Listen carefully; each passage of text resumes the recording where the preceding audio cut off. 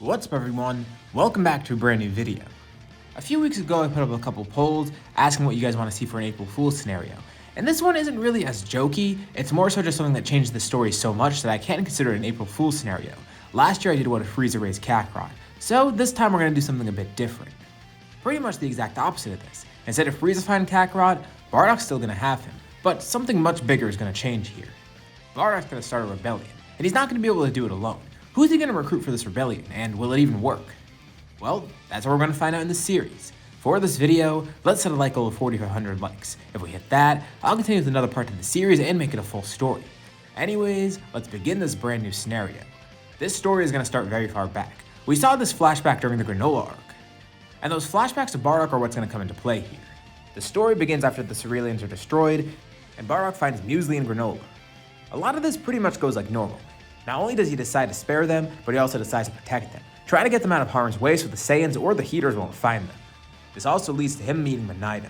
And here's where things begin to change. He goes with a different plan to hide them, and this minute and realistic change is going to change the entire arc of the story. Not just this part of it, but everything going forward. They're able to successfully hide out from the Heaters, and Bardock's confused. Why is he doing this? What's going on with him? He's never done this before, but now it's giving him all kinds of ideas. Maybe he could bring them back to Vegeta with him. That way they could be protected there. He's been having thoughts lately about Frieza. He doesn't trust Frieza, and feels like Frieza's gonna attempt to kill them soon enough. He's been having this bad feeling for a while, and he decides his work as a Saiyan is kind of pointless at the moment. Why is he going around slaughtering these random people? Instead, he could do the exact opposite. He could actively work against Frieza, maybe even start a rebellion against him. It's kind of a far-fetched idea, but maybe it could work. Who knows? Saiyans have done great things in the past. Maybe they can accomplish this too. Although there's a big obstacle here. He's still stuck on planet Cereal, and the first obstacle is the Heaters themselves. But there might be a way around this, an ambush. Originally, Bardock was shown to make it away from the Heaters alive, and actually defeat Gas, who was the strongest. And that was with him being caught. But if he's able to catch them off guard here, plus with the help from Muesli, even if she's not that strong, maybe he'd be able to completely defeat the Heaters too here. Muesli, Monaido, and Granola don't really trust him at the moment, but hey, he did spare them. And Bardock knows that he really can't gain their trust right now, but what if he helps them against the Heaters? By defeating these people together, it could show that Bardock's trustworthy, hopefully. Well, the plan might not work, but it's better than them just dying here. Monaido even heals Bardock a bit. Not that he was too injured before, but he shows off his abilities. Now it's time for the sneak attack. They wait for the Heaters. They're gonna ambush them at just the right time to actually kill them. Bardock's waiting close by, while Muesli's up in the mountains with Monaido and Granola. She might not be that strong, but if she's able to hit a vital point while they're off guard, she might actually be able to kill one of them without them knowing. The Heaters are searching around. They know there's still people left around here. And if the Saiyans aren't going to finish the job, they're going to just do it themselves. And Bardock takes the opportunity to strike. With one swift attack, he's able to kill Maki and Oil. With Elec getting shot by Muesli in a vital point, Gas is left uninjured, and before he can unleash his full power, Bardock powers up all the way and starts attacking him. This guy actually seems the toughest of them. But with some help from Muesli, she's able to hit some of his vital points, which distracts him and does injure him a bit, leaving an opportunity for Bardock to defeat him. Elec is still there alive though. Bardock's out of breath and out of energy, but he looks down at him triumphantly. Wow, he can't believe they actually accomplished that. With one attack, he's able to kill Elec. Okay, well, what now? Killing the Heaters might definitely set off some alarms with Frieza. Oh crap, he didn't really think that far ahead. The spur of the moment thing might have not been a good idea. But who knows, maybe Frieza won't care. I mean, they're just clients. All Frieza really cares about is the money and the power that he gets. Nearby, one of Bardock's comrades finds him. His scouter picked up all the commotion, and he sees Bardock standing there over a bunch of dead Heaters. What the hell? Leek doesn't even ask what happened. He just wanted to make sure that Bardock was still here and okay. And Bardock says he'll explain on the way back. He calls out the other three who come out of hiding. They don't really want to go along with Leek, but Bardock says they could trust him. Bardock gives Leek a look, and he's not really sure what to think of this. Really, they shouldn't be killing these guys, but maybe Bardock's thinking of something. Maybe there's a reason he spared them. Alright, well, they all get on the ship, and then go back to planet Vegeta. Along the way, Bardock explains his plan. Leek thinks he's insane. Does he really think he could start a rebellion against Frieza, especially a successful one? Well, yeah, he probably can. He just needs to get stronger. But Leek says just because he defeated the Heaters, that doesn't mean Bardock can defeat Frieza too. But Bardock has a feeling. It's a weird one. He knows Frieza's gonna kill them regardless, and he feels like maybe this is their best chance at survival. At the very least, they could just escape him. And it does take some convincing, but Leek eventually goes along with the idea. The Saiyans don't really like Frieza regardless. And Leek kinda knows Bardock, so hey, maybe he's doing something right here. Back on planet Vegeta, Bardock decides that he wants to recruit more people. But he needs to keep this low key. He doesn't know who's gonna go to Frieza with this information. And even if he does go to some people, they might just think he's crazy. There's all conspiracy theories floating around about Frieza, and some of the Saiyans don't believe it. Some of them believe that he actually has their best interest in mind. And Bardock isn't able to get many people on board, but there are a few that he's able to get in contact with that do join him. One, of course, is Gine. She was a really easy pick. And besides Leek, Bardock gets the rest of his squad too. I know some people in the comments might say that they're not canon, but they are. They appeared in the Broly movie, and there's also other canon references to them, so they do exist in this story. Plus, this is the least crazy thing in the What If that I'm gonna do. It's actually pretty realistic, if anything. Alright, this is good. He's got a couple people, plus the ones that he found on Planet Cereal. He could definitely get Raditz involved, and once Kakarot's old enough, he could join. And this is their plan. They're gonna covertly escape Planet Vegeta, as soon as possible. Bardock does want to try and recruit more people, but he's not sure he's gonna be able to get it. He could go right to King Vegeta himself, but of course that just could lead to his execution. Who knows what King Vegeta's true thoughts are? There is also that one guy that was against King Vegeta. His name was Paragus or something. King Vegeta sent his son away, and maybe because he's against King Vegeta, he would also be against Frieza. Who knows if he joined though, and also it seems that he abandoned this planet. But maybe Bardock could seek him out later in time. The rumors surrounding Frieza grow. Bardock and his group begin planning, also getting ready to escape whenever they need to. But as Bardock's preparing his rebellion, Frieza's completely unaware of this, although he's gonna kill the Saiyans regardless. He's planning the destruction of Planet Vegeta. It's gonna be pretty simple after all. He just has to sit there and watch the fireworks happen. And one day, the worst happens. All the Saiyans are called back to Planet Vegeta, and Bardock realizes, this is it. This is when Vegeta's gonna be destroyed. While all the Saiyans are heading into the planet, this is the perfect opportunity to escape. Bardock tries spreading the word, trying to get anyone else to join, but they feel like he's crazy. Of course, he can't spread the word too far. He doesn't want people knowing that he's leaving. He's only going to people that maybe he vaguely trusts. But no one's actually listening to him. Damn it, he doesn't have time for this. This came a lot sooner than he thought too. So, as all the Saiyans are heading back, all of Frieza's army is distracted by these ships heading into the planet. They don't even notice the few that head out. Bardock, Gine, Leek, Bardock's squad, Musli, Monito, Granola, and of course, Kakarot. And also just to be extra sure that they remain undercover, the group is split up. Their ships are all pre-programmed to head to certain destinations. They're not all gonna head to the same place. And afterwards, they could all meet up. But there's a mishap. Since this is happening all so rushed, it turns out Kakarot's ship is sent off somewhere else.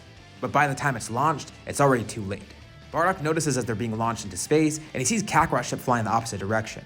He was supposed to go with him and Gine. Where is Kakarot's ship going?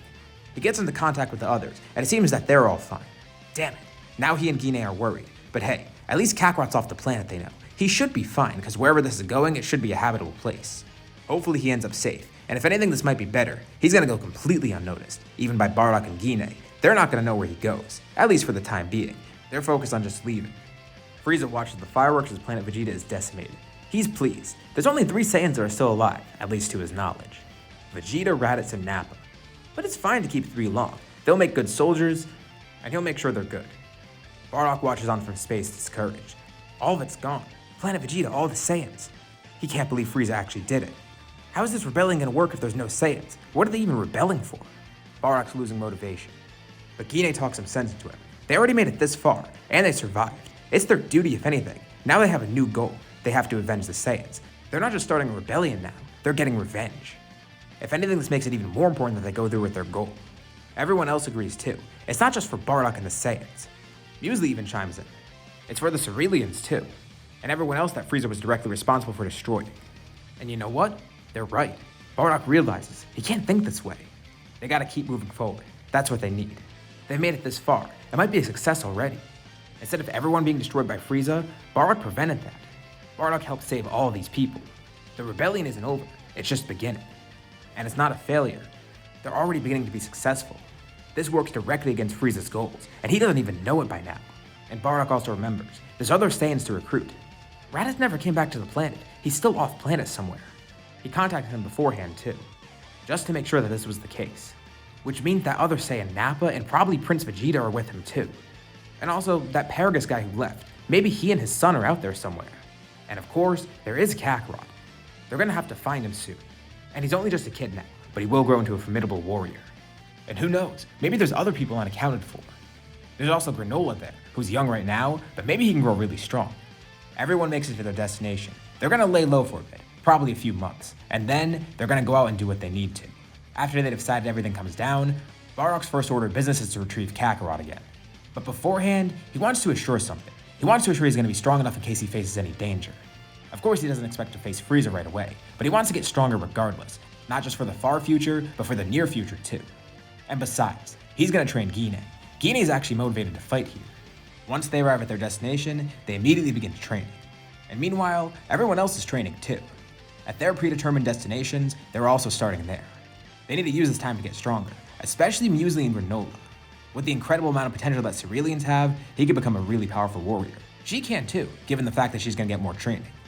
Bardock's squad is already strong as is, and Leek's probably decently powerful as well. More training won't hurt at all, besides the fact that they're already strong to begin with. Since we're still in a point where power levels matter, let's talk about some powers right now. Bardock would 100% be the strongest of the group, and let's say they lay low for a few months, probably 2 or so. After his training and such, we'll place Bardock around a power of 25,000. Leek as well as the rest of his squad are around 20,000 each. This isn't combined, this is each of them. That's an incredible amount of power from that group. Gine's a little bit farther behind because she's just starting to train here. But thanks to her being a Saiyan, it's not too bad. In these few months, she eventually gets up to around 9,000, with Muesli probably the same. Granola's kind of at a disadvantage due to being young, but we'll put him around 3,000, since he's only just starting out as well.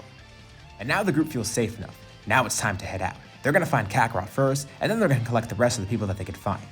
Their goals are to get Vegeta, Nappa, and Raditz, as well as Paragus and his son. But first is Kakarot. That'll be the safest option and the easiest. Little do they know, he was sent to a planet called Earth, and thankfully, he was found by someone. On Earth, Kakarot is there with Grandpa Gohan. They're out in the wilderness one day. The ground begins shaking. It's like something crashed nearby. And Grandpa Gohan accidentally drops Goku. He tries to catch him, but it's too late. Goku begins falling.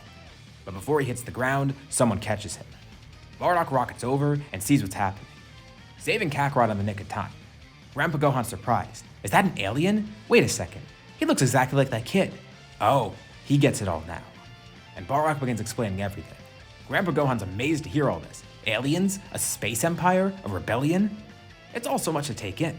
But Bardock thanks him for his help. Without him, who knows what would have happened to Kakarot. And Gohan could tell. Bardock's a pretty noble person. He welcomes Bardock to return to Earth at any time he needs. Of course, the people here probably aren't as strong as those Saiyans or whatever they are. But they can feel free to use this as a hideout or anything. What, is he a spokesman for Earth or something? Well, not really, but he's just trying to be hospitable. Bardock appreciates the gesture. And he says maybe sometime in the future he'll come here.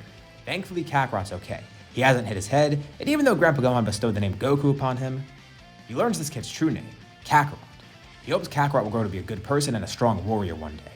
And after a brief meeting with the Saiyans, they all thank him and decide it's time to head off. They gotta find a new base of operations first. They were split up before, but that is not gonna work if they're all together. They can't just be on random abandoned planets or moons or whatever. They gotta actually find somewhere where they could all stay, a permanent base of operations. They head off to space and begin planning. Meanwhile, Frieza is completely unaware of what's going on. Vegeta, Raditz, and Nappa are still working under him. And it's strange. Frieza has a weird feeling, like there's a sense of anxiety. He's never felt this, and he thought destroying the Saiyans would eliminate that anxiety, but it's still there. It's like there's people out there. He feels like there's something happening without his knowledge, and it's irking him a lot. It can't be those 3 Saiyans, no, and he doesn't know why he has this feeling. He might just be being paranoid. But did he actually destroy all the Saiyans? I mean, that shouldn't be the case, right? But there's been a bunch of weird occurrences leading up to it, and the events following it too. Scouters picking up random presences, the Heaters turning up dead just randomly, and the Saiyans acting kinda shifty before he destroyed them. For now he brushes it off. It should be okay. He has Frieza after all. If there is an issue, he could solve it easily. With everything starting to come together, this is where we'll leave off for now. So, what did you guys think about this part? What do you think about this concept? Leave your thoughts and suggestions in the comments below, as well as predicting what you think is going to happen next. I'll be sure to check out your comments to see what you guys think. As always, if you liked the video, be sure to drop a like. And let's try to hit that like goal from the beginning of the video so we can get another part of the series and turn it into a full story. If you haven't already, why not subscribe? As well as hitting the bell icon so you're notified about any future uploads on my channel, including more parts of the series or any other videos like it.